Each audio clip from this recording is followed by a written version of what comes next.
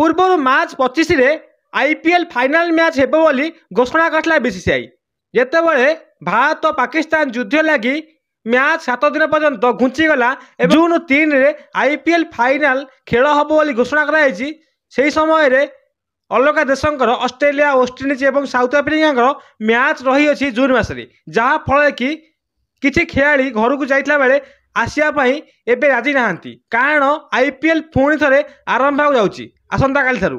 एबे चलु जानिबा केउ खेलाड़ी माने भारत आसिचंती एवं भारत आसियापाई केउ माने मना करचंती।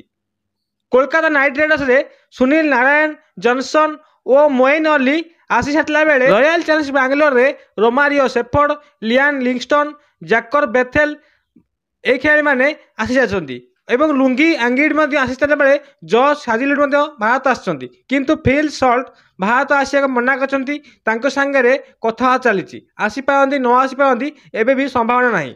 सेही परी पंजाब रो मार्को एनिक्स, ओमर जाई, मिचेल ओबेरसन आसला बेले स्टोनिश, जॉस इंग्लिश को सहित कथा चलती से आसवे कि नहीं एबे भी जना पड़ना। सेही परी दिल्ली रो मिचेल स्टार्क आसवे नहीं और जग फीचर आसवे नहीं। राजस्थान रॉयल रो जोरफा आर्चर आसवे नहीं। चेन्नई सुपर किंग रो जेमी ओबेस्टन और साम करम आसवे नहीं।